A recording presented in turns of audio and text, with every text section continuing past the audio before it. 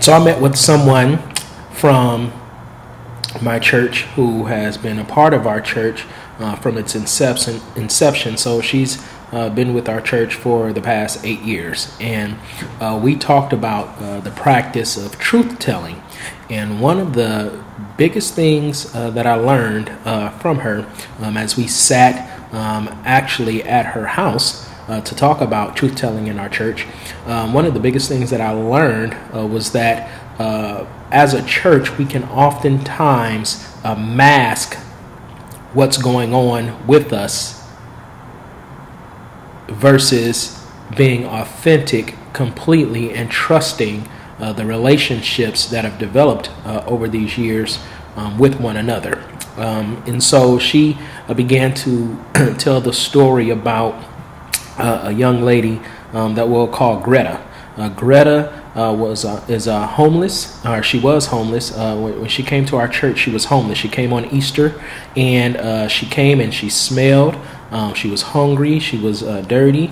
And we received her and accepted her in our church, of course. And so over the course of several months, Greta has been worshiping with us, engaging with us in small groups, and still hasn't changed like her appearance, the smell, or whatever the case may be. But she's living her life authentically, trying to figure things out. And so when I met with one of our members for this exercise, she said that she felt like God had brought Greta to our church to really express in a tangible way about how we come to church each time.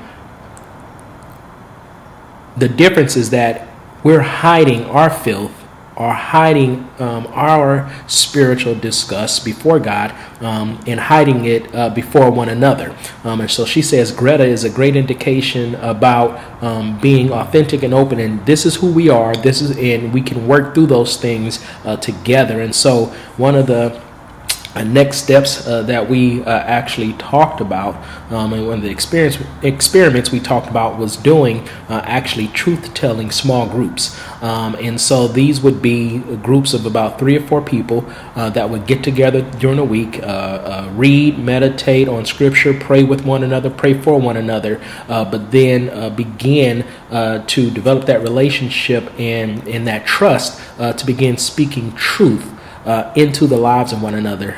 But in order to speak those truth, one has to be honest and open with the filth or the dirt that they have in their lives. And so that's my reflection from this week's exercise.